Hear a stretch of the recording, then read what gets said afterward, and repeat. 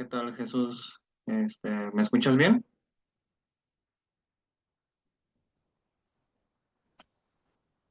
Sí, todo bien.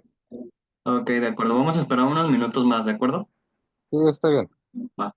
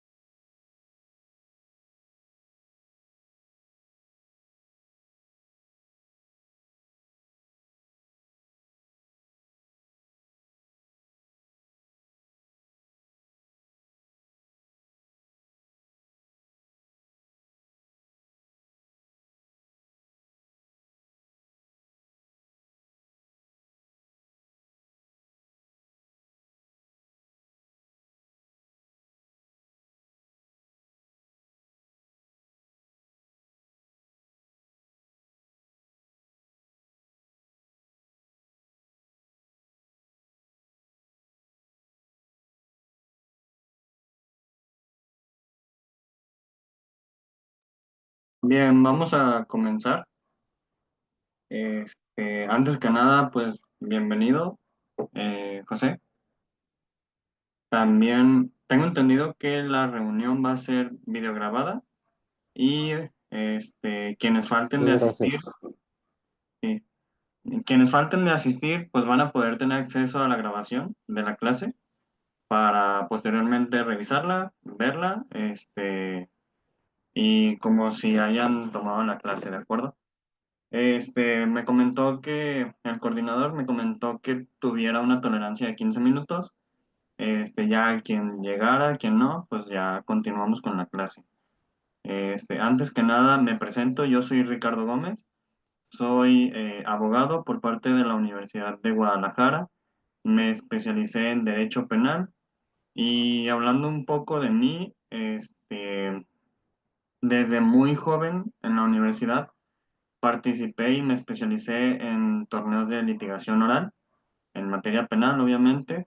Me he especializado en todo lo que tiene que ver con teoría del delito, teoría del caso, juicios orales, audiencias preliminares, audiencias de juicio oral.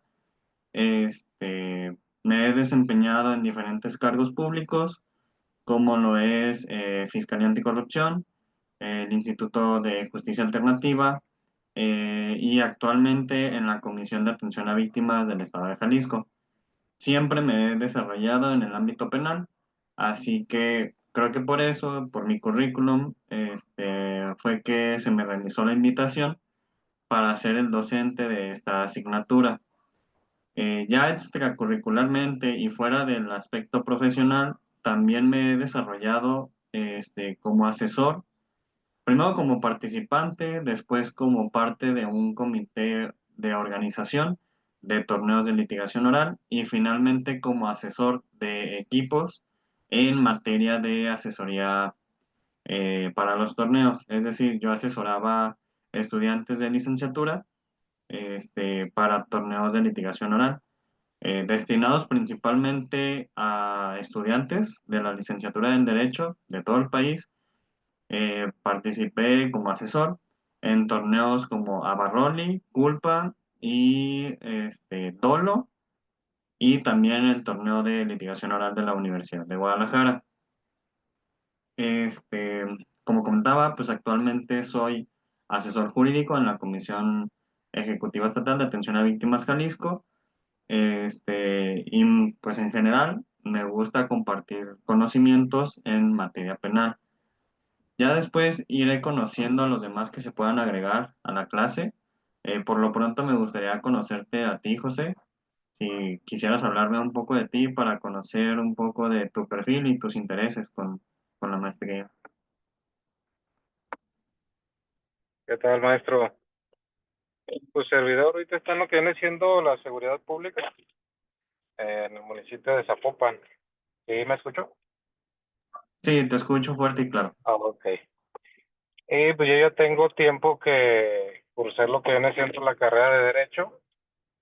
Eh, no recuerdo exactamente qué año, 2004 más o menos por ahí. Y me apoyaron a un lado también. Mi esposa estudió Derecho. Posteriormente, ya estando en lo que viene siendo la carrera policial, ya ahí nos aventamos nuestro examen Ceneval y todo, y pues yo pensé que nunca iba a ser necesario tener una carrera para ingresar a lo que es la policía.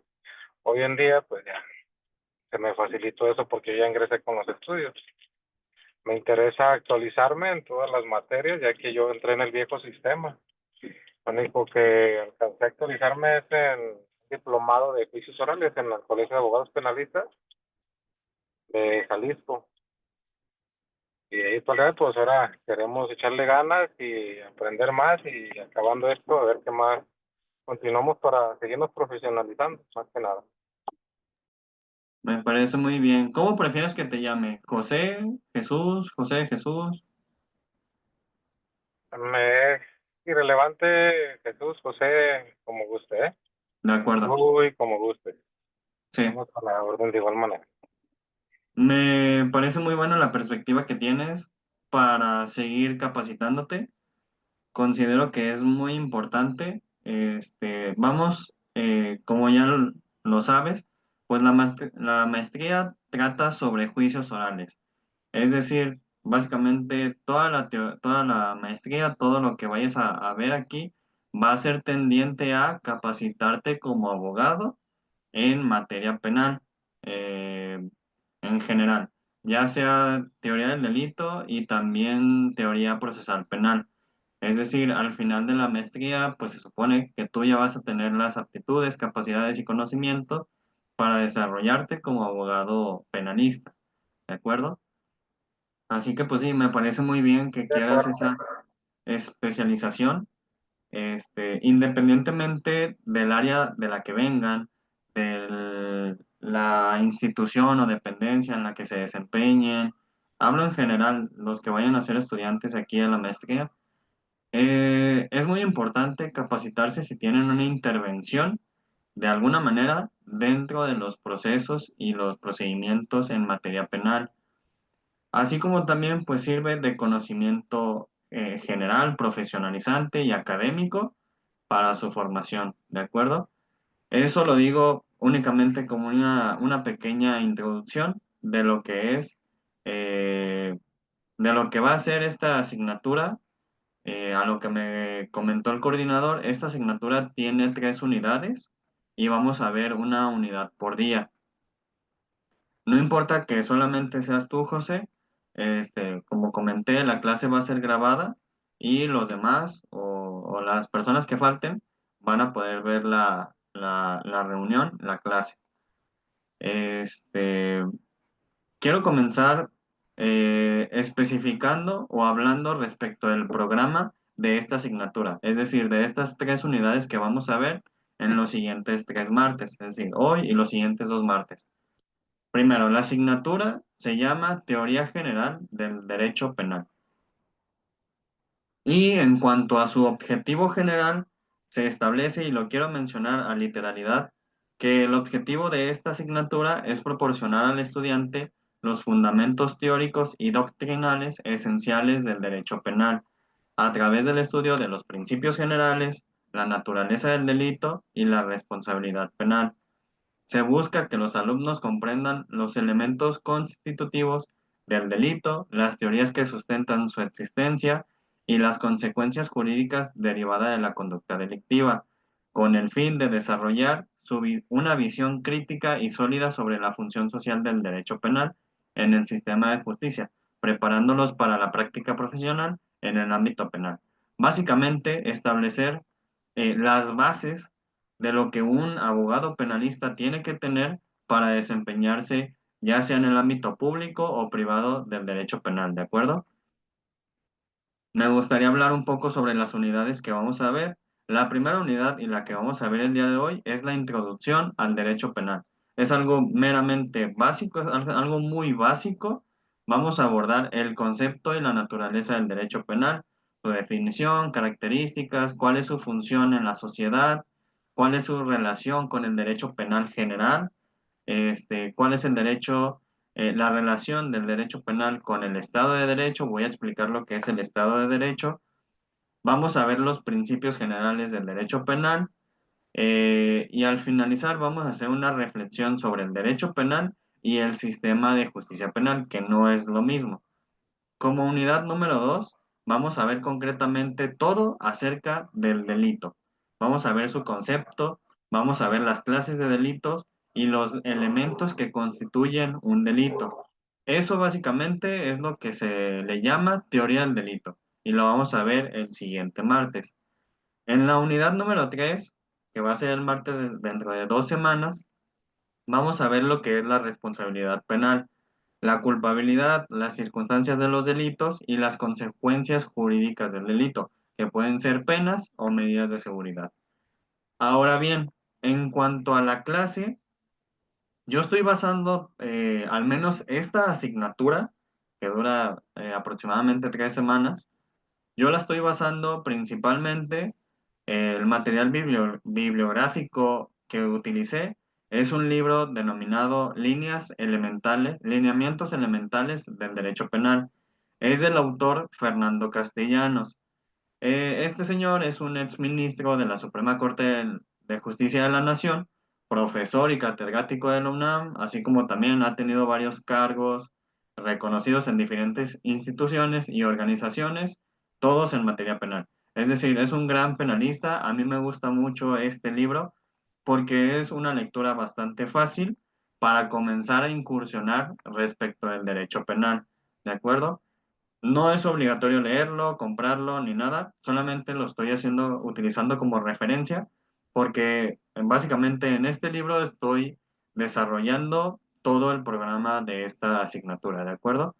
Este, Cabe señalar que, pues bueno, si ustedes quisieran ser más autodidactas para conocer, para estudiar sobre teoría general del derecho penal y en general sobre derecho penal y derecho procesal penal, ustedes pueden recurrir a autores muy reconocidos como primero la por excelencia penalista, la doctora Irma Griselda Muchategui Requena, otros como Eugenio Cayón, Cuello Calón, Raúl Carrancá Trujillo, Eusebio Gómez, Carlos Cuenca, Manuel Rivera Silva, Ignacio Villalobos Jiménez, entre otros, ¿no? Hay muchos penalistas muy buenos que han escrito libros, pero bueno, eso ya únicamente lo dejo como referencia, ¿de acuerdo?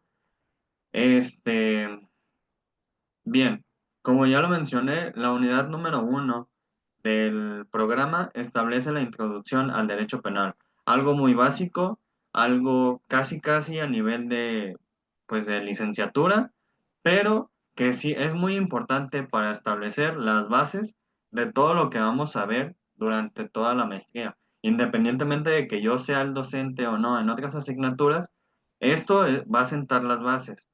Yo necesito que pongan mucha atención y que en general cualquier duda, pregunta, por más mínima que sea, tengan la confianza de preguntarme. No importa que me interrumpan, no me molesta para nada. Pueden hacerlo y con mucho gusto yo voy a aclarar dudas y preguntas, ¿de acuerdo? A mi forma de exponer la clase es hablada.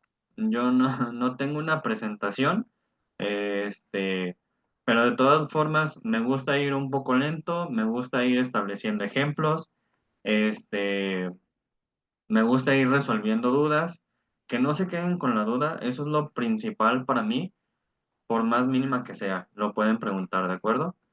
Ahora bien, este, el subtema número 1 de esta unidad es establecer el concepto y la naturaleza del derecho penal. Vamos, como ya lo mencioné, a establecer la definición, características del derecho penal, su función social, su relación con el derecho general y su relación con el Estado de Derecho. Después, los principios generales del derecho penal, a saber, el principio de legalidad, de la culpabilidad, de la proporcionalidad y de la humanidad de las penas. El programa lo establece como principio de humanidad, pero el nombre correcto es principio de humanidad de las penas. ¿De acuerdo? Y finalmente, el último subtema o el tercer subtema es el derecho penal y el sistema judicial penal. Es decir, vamos a definir lo que es el papel del derecho penal dentro del sistema judicial, obviamente del ordenamiento mexicano. También vamos a hablar un poco sobre la interacción que tiene el derecho penal con otras ramas del derecho, así como con otras ciencias, y finalmente vamos a hablar sobre la prevención, las funciones preventivas, represiva y reeducadora del derecho penal. ¿De acuerdo? Ahora bien, hasta aquí, ¿alguna pregunta, duda, comentario? Si voy muy rápido, también sin problema puedo regresar.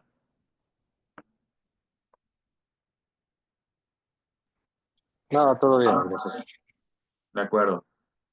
Continuando, vamos a continuar con la unidad, el subtema número 1, el concepto y naturaleza del derecho penal. Bien, para definir lo que es el derecho penal de manera genérica, es decir, general, me remito a la definición que establece el libro que les comento. Este libro, Fernando Castellanos, nos establece que para al menos una perspectiva que se tiene es que el derecho penal es un conjunto de normas que rigen la conducta externa de los hombres en sociedad, las cuales, es decir, las normas, pueden ser, pueden imponerse a sus destinatarios mediante el empleo de la fuerza que dispone el Estado. Esta es la definición que nos brinda este libro. Es una definición que se inspira principalmente en los valores más éticos y culturales para un fin primordial e inmediato. ¿Cuál es este fin? La paz y la seguridad social. Básicamente ese es el objetivo del derecho penal. Yo tengo otra definición que en lo particular me gusta más. Se pueden quedar con cualquiera de las dos.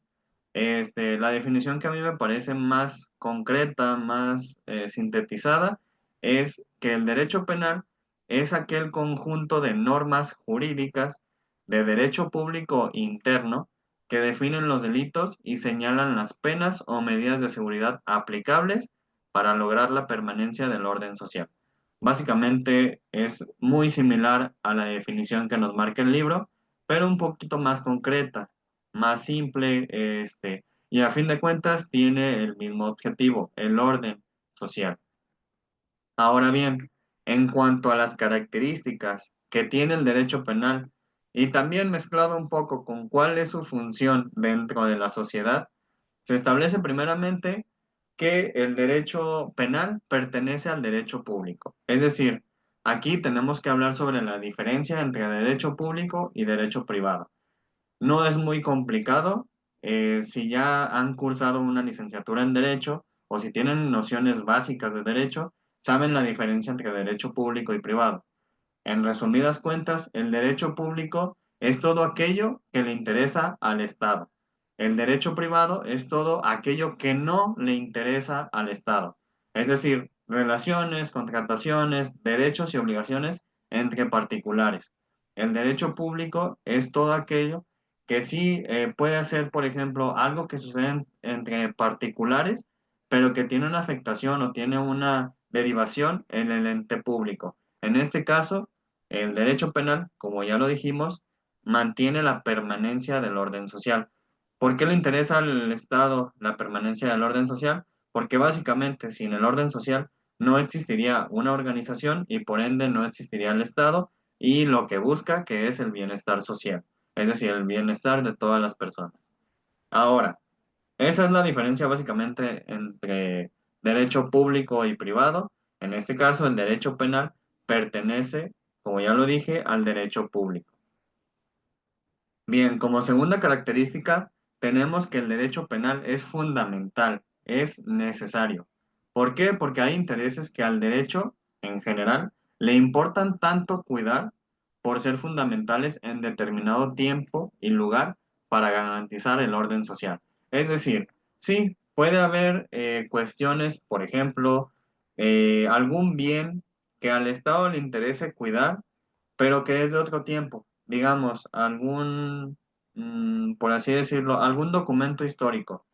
Sí, si tú destruyes un documento histórico, a lo mejor sí recibes una sanción, pero esa sanción no va a ser igual que, no sé, cometer un delito en contra de la patria actualmente, algo que afecte la patria de manera actual.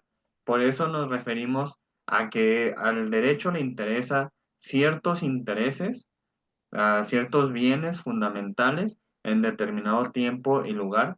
¿Para qué? Para mantener y garantizar el orden social.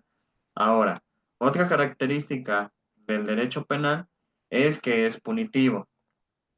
El derecho penal debe de tener los medios adecuados para lograr su finalidad. Es decir, por la misma naturaleza punitiva del derecho penal, se justifica que es capaz de crear y conservar el orden social a través de ciertos mecanismos como la imposición de penas y medidas de seguridad.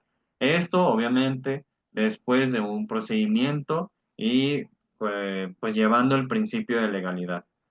Ahora, otra característica, no menos importante, pero sí un poco olvidada, es que el derecho penal es de carácter histórico y progresivo. Es decir, la propia evolución de la sociedad en general conlleva con sí mismo una evolución en el derecho penal. Este es un tema muy interesante, bastante interesante, pero no lo marca el programa. Autores como Fernando Castellanos y otros sí nos hablan mucho sobre la historia del derecho penal, desde dónde se origina el derecho penal. Son temas muy interesantes. Hay muchas formas en las que los poderes en turno, dependiendo del tiempo, pues han establecido diferentes sistemas de justicia en materia penal. Obviamente desde los sistemas vikingos, desde los sistemas de ojo por ojo, sangre por sangre, desde penas inhumanas, de tratos crueles, ha habido de todo y de hecho siguen existiendo en algunas comunidades, en algunas regiones, pues no solamente de México, sino del planeta. El derecho penal básicamente busca pues castigar a quien comete un delito, pero esto depende mucho del tiempo y del espacio, así como del sistema penal que rige en ese tiempo y espacio. ¿De acuerdo? Pero bueno, al menos en el sistema, en el ordenamiento mexicano, este ha progresado pues bastante hasta lo que conocemos hoy y que es lo que vamos a estar viendo durante toda esta maestría. Ahora bien, el derecho penal como característica también es un estudio sistemático que se divide en dos partes, una parte general y una parte especial. Lo voy a definir cada una. Primero, como parte general, y lo marca perfectamente el libro que les comento, establece cinco subtemas, por así decirlo. Primero, la parte general tiene la introducción, tiene la teoría de la ley penal, la teoría del delito, la teoría del delincuente y la teoría de la pena y de las medidas de seguridad. Mientras que la parte especial no nos vamos a concentrar tanto en eso, porque versa respecto de los delitos en particular y las penas y medidas de seguridad aplicables a los casos concretos. Es decir, ya la aplicación de lo que se ve en la parte general, pero establecido ya en casos concretos, en delitos en particular, es decir, en asuntos ya estudiados y analizados particularmente.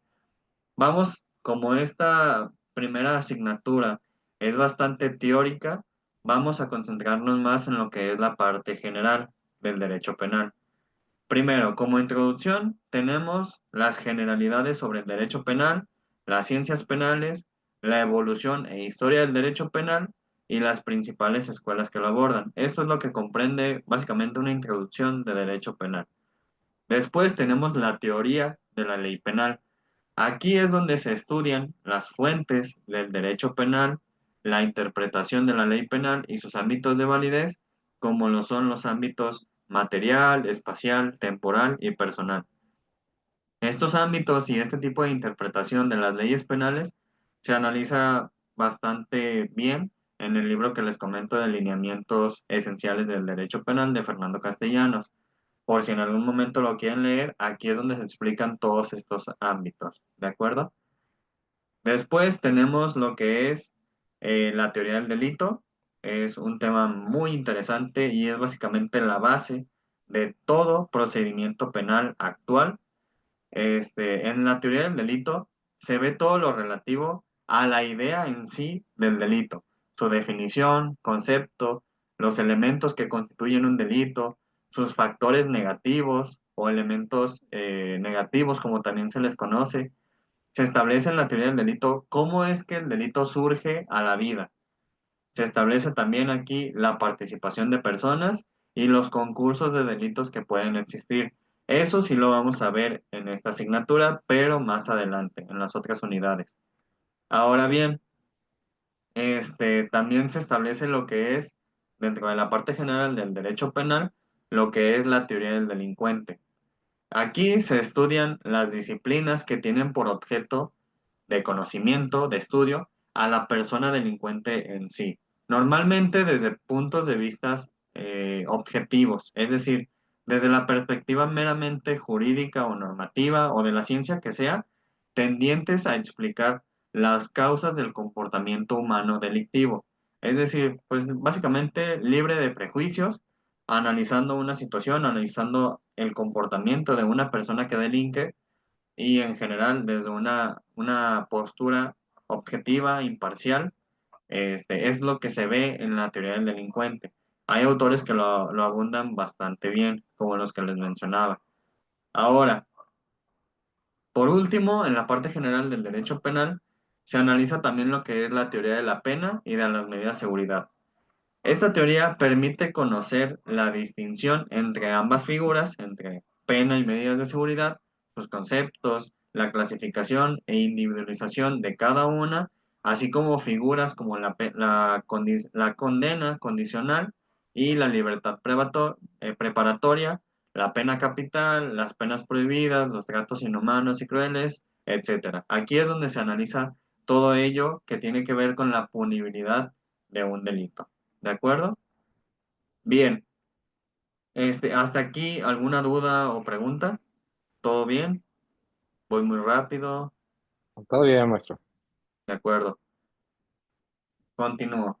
Entonces, en cuanto a la relación que guarda, ya estableciendo todo lo que dijimos, la relación que guarda el derecho penal con el Estado de Derecho, desde mi perspectiva, para definir lo que es el Estado de Derecho, tenemos, o al menos yo considero, mi definición sería que el Estado de Derecho es un cúmulo de principios teóricos y normativos que constituyen la atribución de cada forma de gobierno que tiene para imponerse como autoridad suprema en determinado tiempo, territorio y población.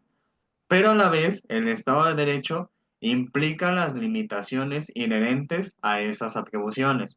Es decir, el Estado de Derecho se autorregula, se autolimita, pero siempre es la autoridad suprema en en un espacio hacia una población y en determinado tiempo, es decir, en determinada temporalidad. En este caso, por ejemplo, 2025, ¿no? En este sentido, pues, ¿cuál es la relación que guarda el derecho penal con el Estado de Derecho?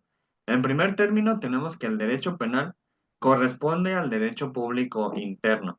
Como les dije en la segunda definición que les compartí, si bien pertenece al derecho público, el derecho penal también es de derecho público interno. ¿Por qué? Porque aplica dentro de la jurisdicción del Estado. Es decir, dentro del tiempo, dentro del territorio y en la población que gobierna un estado, es decir, en su jurisdicción básicamente. Por eso, el Estado mexicano no podría imponer una sanción a una persona que comete un delito cuando la persona lo comete o está en otro estado, en otro lugar, por ejemplo. Por eso se establece que el derecho penal corresponde al derecho público, pero interno, es decir, dentro de la jurisdicción de, en este caso, pues del Estado mexicano. Asimismo, pues el Estado tiene la facultad de poder imponer a una pena a una persona que comete un delito, que altera ese orden social que pues, se busca preservar, pero también esa pena debe de tener un límite. No puede ser desproporcional, no puede ser injusta, no puede ser cruel, inhumana o moralmente reprochable. Tiene que ser una pena que esté establecida principalmente en una ley y que no sea excesiva. A esto vamos con los principios generales del derecho penal. El primero, por excelencia, siempre va a ser el principio de legalidad. Actualmente todo el mundo conoce el principio de legalidad porque básicamente se establece en los artículos 14 y 16 de la Constitución Política de los Estados Unidos Mexicanos. Es decir, todo el mundo, hasta un vagabundo del centro, se sabe estos artículos. El principio de legalidad se establece principalmente en los párrafos segundo y tercero del artículo 14 y en el párrafo primero del artículo 16, ambos de la Constitución mexicana, es decir, de nuestra Carta Magna, nuestra ley suprema. A saber, el artículo 14 en su segundo párrafo, a esto sí me voy a remitir a leerlo un poco para desarrollarlo, establece, nadie podrá ser privado de la libertad o de sus propiedades, posesiones o derechos, sino mediante juicio seguido ante los tribunales previamente establecidos en el que se cumplan las formalidades esenciales del procedimiento y conforme a las leyes expedidas con anterioridad al hecho. Básicamente, este párrafo nos establece la base de lo que es el principio de legalidad. Es decir, ninguna persona puede ser molestada en sus derechos, propiedades, bienes, en su libertad, si no se establece primeramente que se han cumplido con las formalidades que establece un procedimiento que establece una ley. A esto vamos con ciertas premisas. Por ejemplo, el tercer párrafo del artículo 14 nos establece que en los juicios del orden criminal, básicamente a esto se refiere con todas las carpetas de investigación, todas las averiguaciones previas que aún existen, todas las causas penales que tienen los juzgados, en todos estos procedimientos, que son juicios del orden criminal, queda prohibido imponer por simple analogía y aún por mayoría de razón una pena que no esté decretada por una ley exactamente aplicable al delito que se trata. Este tercer párrafo nos está hablando de lo que es el principio de taxatividad de la ley. Es decir, que nosotros al analizar un hecho con apariencia de delito, tenemos que primero encuadrar si ese hecho está exactamente como lo dice la ley. Eso es un juicio de tipicidad, lo vamos a ver más adelante, pero es básicamente eso. Cuando nosotros realizamos ese ejercicio de analizar un hecho delictivo y que ese hecho encuadra exactamente con lo que dice, en este caso, un código penal. Este ejercicio no puede analizarse, como lo dice este párrafo, por una simple analogía o por mayoría de razón. ¿A qué se refiere esto? Digamos que yo soy agente del Ministerio Público, me llega una denuncia y creo que ese hecho se parece a un hecho que tengo en otra carpeta de investigación y voy a seguir el mismo procedimiento, la misma línea de investigación que seguí en la otra carpeta de investigación. Eso sería, en este caso, pues realizar una analogía y eso está prohibido. ¿De acuerdo? Está prohibido porque primero, ya como lo dijimos, lo prohíbe este artículo y segundo, no estarías realizando otras cuestiones como la debida diligencia y el principio de taxatividad de la ley. Asimismo, digamos que en otro caso, yo como juez penal, no sé cómo encuadra una conducta en un delito porque tengo dudas, porque no me queda completamente claro y acudo a otros jueces. Voy con ellos, les pregunto y hago una votación. De 10 jueces, 6 me dijeron que consideran que es este delito. Entonces ahí ya se estaría utilizando esta prohibición que establece este párrafo respecto a que no se puede establecer una pena por mayoría de razón. A eso es a lo que se refiere. No importa cuántas personas consideren una posibilidad, no funciona así. Tiene que ser exactamente lo que establece la ley. ¿De acuerdo? Ahora bien, en cuanto al artículo número 16, establece que nadie puede ser molestado en su persona, familia, domicilio, papeles o posesiones, sino en virtud de mandamiento escrito de la autoridad competente que funde y motive la causa legal del procedimiento. En este sentido, este artículo va de la mano principalmente con el principio de legalidad, pero también porque aquí se establece la obligación de todas las autoridades, absolutamente todas las autoridades, de que si realizan un acto de molestia en contra de una persona o de cualquiera de sus derechos, este tiene que ser primero mediante escrito, tiene que ser emitido por una autoridad competente y tiene que establecer la fundamentación y la motivación. La motivación básicamente consiste en todos los hechos o circunstancias que dan lugar a esa causa legal, a ese procedimiento, a ese acto y la fundamentación tiene que ver con toda aquella normativa, todas las leyes, reglamentos, artículos, normas oficiales mexicanas, leyes generales, estatales, estatutos, convenios internacionales, todo aquello que fundamente el que una autoridad realice ese acto de molestia. Es básicamente, eh, aquí va de la mano con el principio de legalidad, porque así se establece que una autoridad únicamente tiene permitido hacer lo que establece la ley. Para los particulares es diferente. Un particular, un civil, tiene permitido hacer todo aquello que la ley no le prohíba. Es diferente. Para la autoridad solamente tiene permitido hacer lo que la ley explícitamente le faculta a realizar. Esto es básicamente un resumen de lo que conlleva el principio de legalidad, ¿de acuerdo? Bien, este principio no solo aplica para el derecho penal, pero sí lo estamos analizando como uno de los principios generales y de hecho el principal del derecho penal, ¿de acuerdo? Básicamente todos los procedimientos, todas las carpetas de investigación, causas penales, averiguaciones previas y demás en materia penal, mecanismos alternativos, individualización de penas, ejecución de penas, absolutamente todo lo que tiene que ver con derecho penal tiene que basarse en el principio de legalidad.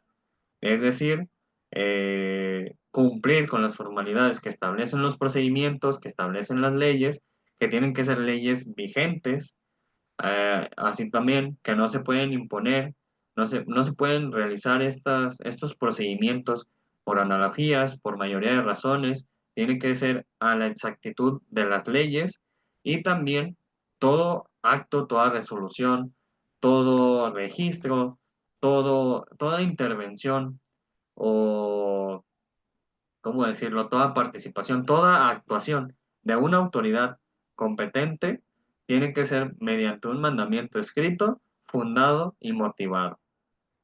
Ahora bien, vamos a pasar a lo que es el principio de la culpabilidad. Este también es uno de los principios generales del derecho penal y establece que solo puede ser sancionada penalmente una persona que ha actuado con conocimiento y voluntad de la conducta ilícita, por lo que este principio impide la imposición de penas objetivas y de responsabilidad por el simple resultado. Es decir, se exige que el sujeto que un sujeto tenga la capacidad de comprender su acción y de actuar de manera diferente a como lo hizo. Es decir, se exige esa conducta, se te exige como socialmente que tú hubieras actuado de una manera diferente a como lo hiciste con una conducta delictiva. Algunos elementos de este principio de culpabilidad son, primero, la ausencia de responsabilidad objetiva. ¿Esto qué quiere decir? Significa que no se puede castigar a una persona por el solo hecho de haber causado un daño sin considerar su intención o negligencia. Esto es algo que vamos a ver más adelante en teoría del delito al momento de explicar la culpabilidad, ¿de acuerdo? Ahora, otro elemento de este principio es la imputabilidad. Lo vamos a ver también más adelante en teoría del delito, pero esto básicamente es que solo son responsables penalmente quienes tienen la capacidad de entender y querer su conducta. Es decir, quedan excluidos, por ejemplo, las personas inimputables, aquellas personas que no tienen la capacidad de entender lo que están haciendo y de querer el resultado delictivo. Lo vamos a ver más adelante con más detenimiento, pero básicamente es uno de los elementos de este principio. También está la voluntad y el conocimiento, es decir, se requiere ya sea de dolo, de una intención, o de culpa, ya sea una negligencia o una imprudencia, para que exista una responsabilidad penal, ¿de acuerdo? Cuando no existe ni dolo ni culpa, es cuando se puede considerar que no merece una pena la persona, ¿de acuerdo? Que comete un delito.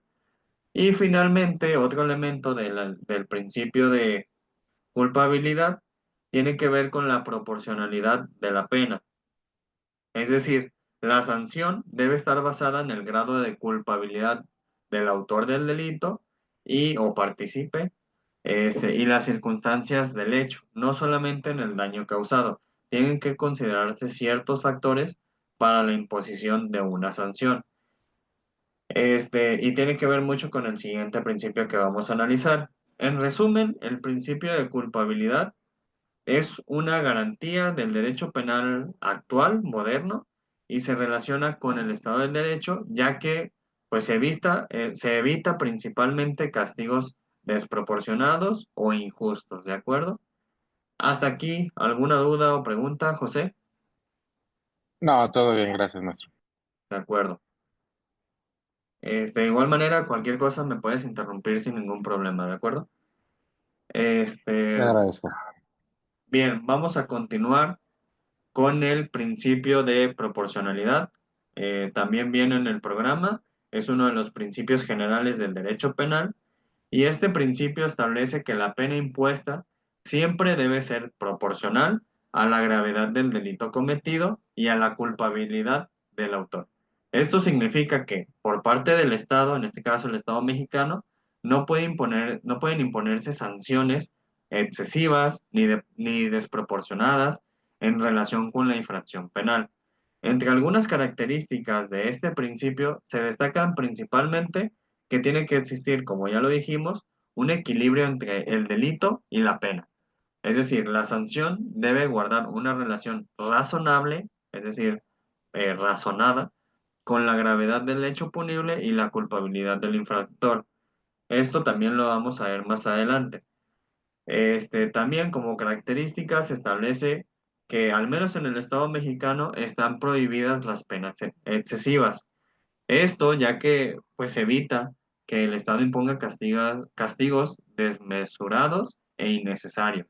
Esto viene principalmente definido en el artículo 22 de la Constitución Política de los Estados Unidos Mexicanos.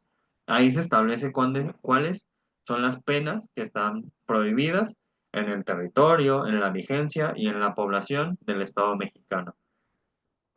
Siguiente, tenemos como característica la gradación de las sanciones. Gradación de sanciones. En este sentido, la legislación penal establece diferentes niveles de sanción dependiendo de la gravedad del delito. Aquí es donde se analizan circunstancias, por ejemplo, las atenuantes o las agravantes de un delito y también la reincidencia de la persona que comete el delito, si no es la primera vez que comete un delito de la misma naturaleza. ¿De acuerdo? Y finalmente, como última característica de este principio de proporcionalidad, tenemos algo fundamental, el respeto a los derechos humanos.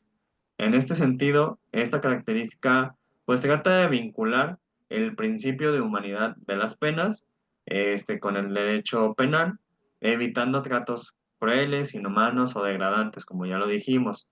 Y esto pues lo relaciona con el siguiente principio, que es el principio de humanidad de las penas. Bueno, antes de continuar con eso, pues el principio de proporcionalidad es una garantía esencial del derecho penal democrático actual y está presente en diversas constituciones, en los tratados internacionales de derechos humanos, no solamente en la Constitución mexicana, y pues asegura que los castigos que impone el Estado no sean arbitrarios, es decir, no sean aleatorios, no sean sin una falta de fundamentación y motivación, que no sean irracionales y no sean desmedidos, ¿de acuerdo? Y como les decía, pues esto lo vincula con el siguiente principio, que es el principio de humanidad de las penas.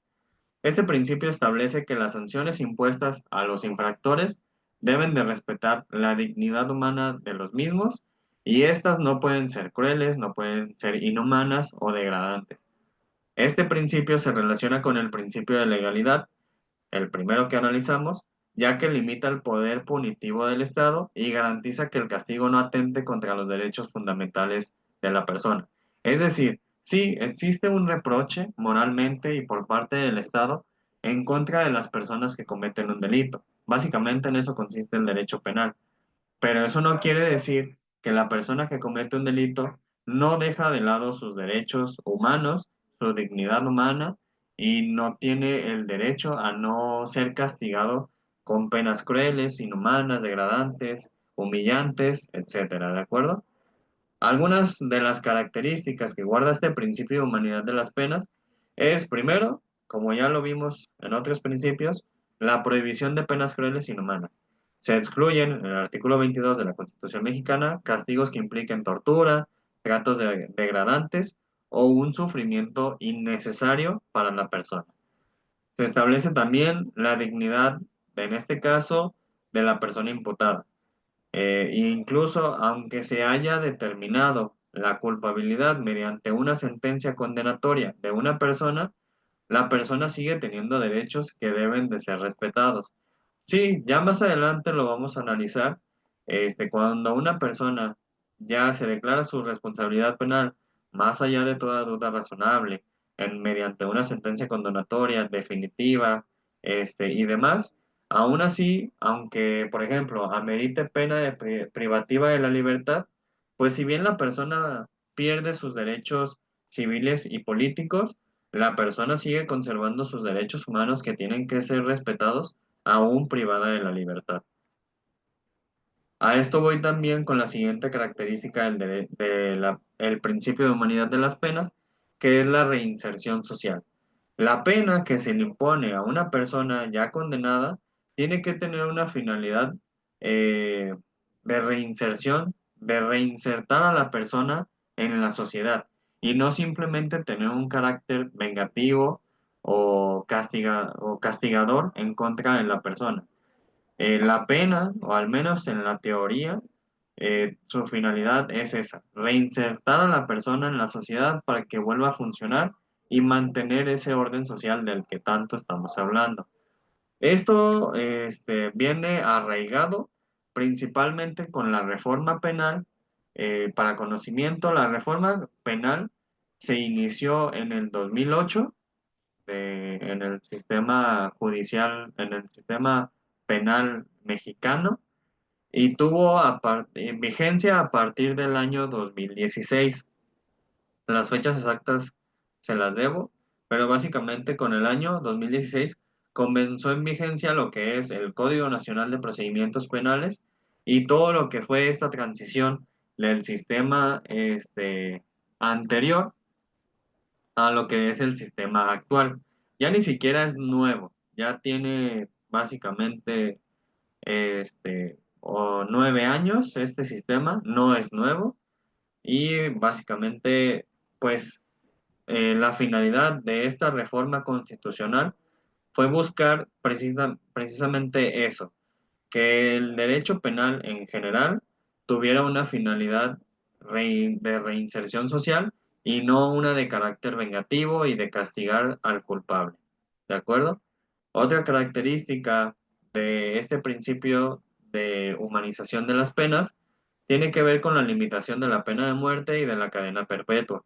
En muchos ordenamientos jurídicos se prohíben penas como la pena de muerte, o la cadena perpetua sin posibilidad de revisión por considerarse contrarias a lo que establece la dignidad humana. Esto también tiene su sustento en la reforma constitucional, en diversos tratados y convenciones internacionales de los que el Estado mexicano ha formado parte y por ende no puede establecer una pena que sería en contra de su propia constitución y en contra de tratados internacionales que ha suscrito. En este caso, aquí estamos hablando de lo que tiene que ir de la mano lo que establece el derecho público interno, en este caso el derecho penal, con lo que ha suscrito el Estado mexicano en materia internacional. Finalmente, como última característica de este principio, tenemos que las condiciones deben ser dignas para la persona condenada en su tiempo en prisión. Es decir, los sistemas penitenciarios deben garantizar condiciones adecuadas para las personas reclusas sin tratos denigrantes. Sirven conservando sus derechos humanos a la salud, a la alimentación, inclusive a otros aspectos como a la familia, y demás. Los únicos derechos que pierden son derechos civiles y políticos. Derecho a votar, a ser votado, entre otros, ¿no? En fin, este principio de humanidad de las penas está reconocido, como ya lo dijimos, en tratados internacionales como la Convención contra la Tortura de la Organización Nacional de las Naciones Unidas y en muchas constituciones nacionales, asegurando que el castigo penal sea compatible con los derechos humanos. Esto también pues está bastante reconocido, no solamente en tratados internacionales, sino en nuestra propia constitución. ¿De acuerdo? ¿Hasta aquí alguna duda o pregunta respecto de los principios generales del derecho penal? Con confianza. No, todo bien, maestro, muchas gracias. Nomás dijo que solo pierden derechos civiles y ¿cuál es el otro? Civiles y políticos son los derechos que Ah, le ok. son restringidos a una persona cuando ya pues se le dicta una sentencia condenatoria. al momento de que ya van a cumplir su pena privativa de la libertad, los derechos civiles y políticos les son restringidos. Uno de ellos, por ejemplo, es votar y ser votado. Es decir, no pueden salir a emitir su voto, no sé, por los candidatos, ya sean municipales, estatales o de la presidencia. Tampoco podrían, obviamente, postularse a hacer campaña. Ese es uno de los ejemplos de los derechos que pierden. Pero todos los demás derechos humanos los siguen teniendo, siguen siendo inherentes a la persona y el hecho de estar privado de la libertad, pues básicamente es eso. Uno de los principales derechos que se ven afectados cuando se te emite una sentencia condenatoria es esa, que puedes perder tu libertad. Ese sí es un derecho humano fundamental que el Estado tiene la capacidad de privar por haber alterado, pues en este caso yo lo consideraría de manera grave, el orden social. Recordemos que no todos los delitos tienen una pena privativa de la libertad, inclusive hay mecanismos para no llegar a ese grado, que los vamos a ver más adelante, supongo que en la maestría, este, y pues a fin de cuentas, no todos los asuntos terminan básicamente en una pena privativa de la libertad. ¿De acuerdo? Una vez culminando lo que viene siendo su sentencia, ¿a qué derechos pudiera llegar a afectarle, pues ya en la reinserción social, pues? O sea, ya que la persona cumplió su pena, Es correcto. pero me faltó terminar la pregunta. Am, a qué te refieres? Cuando la persona termina su pena, ¿qué sucede? O, Efectivamente, una vez ya culminando su condena, una vez ya saliendo, obviamente, ¿en qué le pudiera afectar? Ahora sí, en eso que ya se le había privado anteriormente, a la hora de estar pues cumpliendo su sentencia. pues como lo decía en el principio de proporcionalidad, una de las finalidades principales del sistema penal en general en el ordenamiento mexicano es la reinserción social. Eso, pues lo digo meramente como cuestión teórica. Eso es el deber ser. Eso es lo que se supone que debe de ser un centro penitenciario, que la persona obviamente cumpla una condena, pero también el hecho de que existan mecanismos dentro de los centros penitenciarios para que la persona se recupere, por así decirlo, pueda ser apta de una reinserción en la sociedad, que no salga y que no vuelva a delinquir, que salga y pueda tener educación, que pueda tener una profesión, un empleo, un oficio, un trabajo, que pueda tener una actividad lícita que desempeñar. En teoría o teóricamente, la persona que ya cumple una pena privativa de la libertad por habérsele condenado por un delito mediante un procedimiento penal, en teoría debería de salir sin ningún tipo de antecedente, sin ningún tipo de restricción de sus derechos humanos. ¿Por qué? Porque se supone, por eso digo que teóricamente se supone que la persona ya cumplió su pena, que ya estuvo determinado tiempo en el centro penitenciario, independientemente de los mecanismos que haya suscrito dentro de su proceso penal o del comportamiento que haya tenido en la prisión, independientemente de eso, si la persona cumple a cabalidad la pena que le impone la ley y los procedimientos, la persona debería de salir sin ninguna restricción a sus derechos. Actualmente sabemos que eso no es así. Sabemos que existe, por ejemplo, la Carta de No Antecedentes Penales, un registro que guarda el Instituto Jalisciense de Ciencias Forenses respecto de las personas que son privadas de la libertad en razón de una condena. En este sentido, pues ahora sí que el criterio está abierto. Cada quien puede opinar diferente respecto de este antecedente penal. Algunas personas pueden decir, este antecedente es ilegal, porque se supone que si el sistema jurídico penal mexicano, su principal finalidad es reinsertar a la persona que ha cumplido una pena en la sociedad, entonces, ¿por qué si cuando sale la persona sigue conservando un registro, un antecedente en una base de datos respecto de que la persona tiene un antecedente penal y con ello, pues también se está limitando, se está perjudicando y vulnerando su derecho a la libre profesión?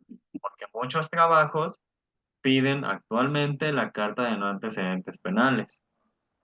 Entonces, ahí es una contraposición, una contradicción que el Estado mexicano en general tiene dentro de su ordenamiento jurídico. Es una cuestión administrativa, es una cuestión contra la cual tú, persona que ya cumpliste una pena y que tienes ese antecedente, posiblemente podrías recurrir a través de ciertos medios de impugnación, como es un juicio de amparo. Podrías ampararte en contra de ese antecedente. ¿Por qué? Principalmente porque te está afectando en tu esfera laboral, ya sea por una profesión, por un oficio, empleo, a lo mejor también podría ser por un nombramiento en el servicio público, o por simple hecho de la estigmatización que se te da por haber cumplido una pena en un centro penitenciario derivado de una condena y que se supone que tú ya estás reinsertado en la sociedad para no volver a alterar el orden social y cumplir una función como civil, como ciudadano mexicano, ¿no? No sé si hasta aquí alguna duda, pregunta, comentario, sin problema. No, con eso está perfecto, maestro. Gracias. Ahora sí que el criterio está libre. Cada quien puede opinar lo que quiera. Mucha gente también tiene la opinión contraria. Por ejemplo, en el caso de un delito, pues que podríamos considerar muy grave, eh, mucha gente sí prefiere tener ese antecedente penal. Pero, pues bueno, eso ya, como lo digo, es a criterio. Me ha tocado conocer a personas que me dicen, sí, yo no tendría la confianza en una persona que cometió un delito grave, un homicidio, un parricidio, una violación, un abuso sexual infantil, algo de verdad muy grave. Hay personas que se respeta su opinión, ¿no? Se respeta que, no, yo sí prefiero que exista ese antecedente penal para al menos tener conocimiento o poder tener un registro, una base de datos del antecedente o del comportamiento que han tenido las personas en el pasado. Me ha tocado de todo. Hay personas que están en contra, que están a favor de lo que es, por ejemplo, el antecedente penal. Ahora sí que eso ya es completamente libre, ¿de acuerdo?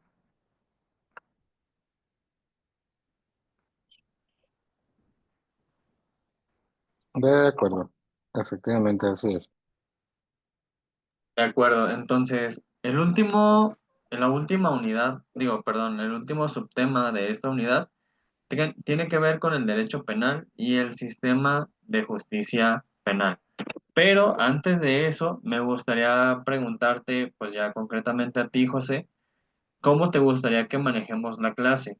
A mí me indicaron que no hay problema si terminamos antes. De hecho, para mí sería lo ideal. Creo que una clase de 3 horas sería bastante pesada, no es mi intención. Para mí, con una hora, hora y media es suficiente, pero también me dieron la posibilidad de dar un receso a mitad de la clase y después continuar. ¿A ti qué te funcionaría mejor? Para mí me funcionaría más que sea corrido. Efectivamente, ¿Corrido y 3 horas es terminar bastante. temprano? Sí, Es correcto. Es sí, perfecto. yo también estoy de acuerdo con eso. Este, y también estoy de acuerdo con eso y en lo personal, yo no soy, perdón.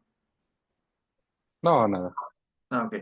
Comentaba que en lo personal, no soy de dejar tarea, o al menos no dejaría una tarea muy difícil. Digo, la clase pues va a ser una vez a la semana, todos los martes, de 7 a 10 de la noche, ¿no? Así está el programa, pero realmente no es mi intención atiborrar a, a los participantes con tarea. Sé lo importante que es tu tiempo libre cuando eres adulto, cuando estudias y trabajas, porque yo actualmente estoy también en esa situación, entonces no es mi intención. Si acaso me gustaría dejar una tarea que no les tome más de una hora a realizarla y esa tarea para toda la semana. Entonces, creo que con eso no tendría problema. Por lo pronto, para que no sea tan pesado y también por el hecho de que creo que faltan participantes, me gustaría dejarlo hasta aquí y únicamente dejar una tarea que ni siquiera es como tarea formal. Simplemente quiero una reflexión. Primero quiero conocerlos. Esto va a ser para todos los que estén cursando aquí la maestría con nosotros, no solamente para José. Quiero que hagan una reflexión respecto de el subtema número 3 que marca el programa. En este sentido, quiero una reflexión, primero una presentación, es decir, en un documento Word que no les va a tomar más de 2 cuartillas. Me gustaría una presentación, su nombre, a qué se dedican, un poco de lo que tienen de experiencia en materia penal. Yo sé que, o al menos me compartieron que el perfil de los estudiantes de esta maestría pueden ser abogados, pueden ser servidores públicos, pueden ser contadores, etcétera. Entonces me gustaría conocerlos, que me hagan una pequeña presentación de un párrafo de a qué se dedican, en qué se desempeñan y cuál ha sido su relación concretamente con el derecho penal y el derecho procesal penal. ¿Por qué? Porque me interesa saber cuál es su perspectiva respecto del derecho penal con relación al sistema judicial, obviamente con el sistema judicial en materia penal. Es decir, ¿qué tanta intervención han tenido con carpetas de investigación, con procedimientos administrativos en materia penal, con carpetas administrativas o con causas penales, como le quieran llamar, con quejas de derechos humanos, este, con prevención del delito, con seguridad pública, este, todo aquello que tenga que ver con el sistema penal? Me gustaría saber la intervención que han tenido, sea mucha, sea poca, sea muy relacionada o sea poca relacionada. Solamente quiero eso y después en la siguiente clase vamos a hablar un poco de eso, del perfil que ustedes me compartan, de la experiencia que ustedes tengan con relación al sistema penal y voy a hablar brevemente sobre los últimos puntos del tema número 3, que tiene que ver con la interacción del derecho penal con otras ramas del derecho y con otras ciencias. Lo voy a abundar muy rápidamente. Y también con las funciones del derecho penal, la prevención, la función represiva y la función reeducadora, que es básicamente lo que ya hemos estado hablando, pero más concreto. ¿De acuerdo? Eso lo voy a abordar de manera muy rápida en la siguiente clase y también para hablar sobre eso muy rápidamente y comenzar con la segunda unidad, ¿de acuerdo? La segunda unidad para mí es un tema muy, muy interesante.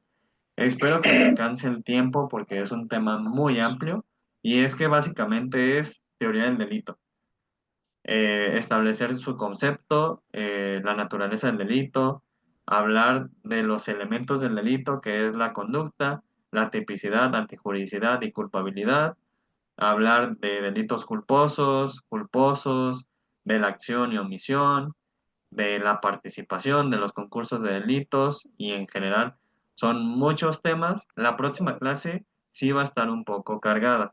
De hecho, voy a tratar de no expandirme, de no abarcar las 3 horas.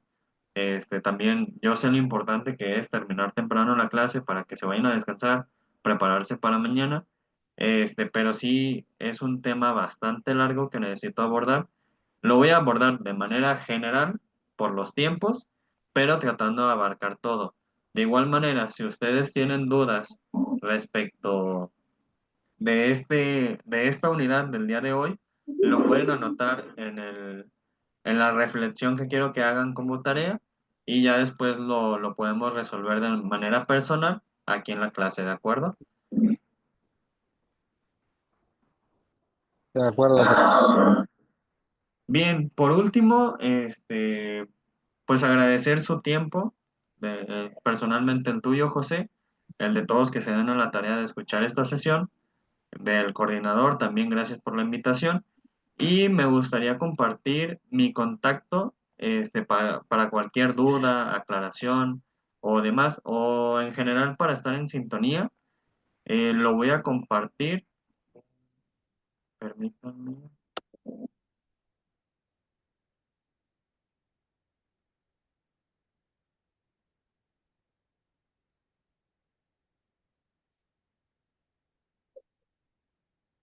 Bueno, lo voy a comentar en el chat.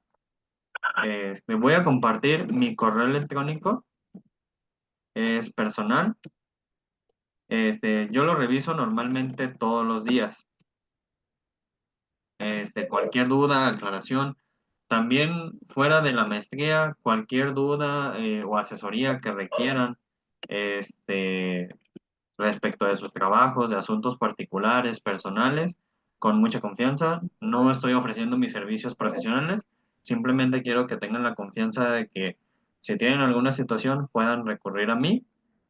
Este, y también cualquier cuestión relativa ya sea a la tarea o a la clase, sin ningún problema estaremos en comunicación.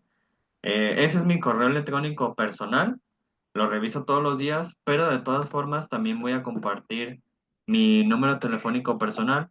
Les pido de favor, creo que no son muchas personas, así que les pido de favor que no lo compartan con terceros extraños. Normalmente no contesto llamadas desconocidas, no se preocupen. Contesto casi solamente WhatsApp. Entonces, cualquier cosa, comunicación, estaremos atentos a través de cualquiera de esos medios, ya sea mi teléfono o mi correo electrónico, ¿de acuerdo? Por lo pronto, la tarea es esa, una pequeña reflexión, máximo de 2 páginas. Yo voy a abrir, me estoy familiarizando, pero voy a abrir la tarea en la plataforma, en la aplicación de Sesh, para que puedan subir la tarea. La tarea de preferencia que sea en un documento, 2 páginas, haría 12. No quiero mucha formalidad, simplemente con que tenga el nombre de la asignatura, que es Teoría General del Derecho Penal, su nombre y ya la reflexión de lo que les comenté, de lo que les comenté, que es básicamente el primer punto del subtema número 3 de la unidad 1. Solamente eso. Los otros 2 puntos los voy a abordar yo de manera rápida en la siguiente clase. ¿De acuerdo? Y no hay prisa, les voy a dar bastante tiempo para que puedan subir la tarea. ¿De acuerdo? Muchas gracias, profe. Buen descanso. Hasta aquí alguna duda, pregunta, comentario, con confianza. No, todo muy bien, muchas gracias. De acuerdo, entonces cualquier cosa, estamos a través de los medios de contacto que les comparto y nos estaríamos viendo la próxima semana, el martes a las 7 de la tarde, ¿de acuerdo? Creo que por ahí me comentaron y lo mencioné al principio, que me dijeron que tenemos máximo 15 minutos de tolerancia, así que pues tratar de ser puntuales. De todas formas, creo que la clase se graba, ¿de acuerdo? De acuerdo, gracias. Entonces nos vemos, hasta luego, José. Hasta luego todos. Hasta luego. Buen día.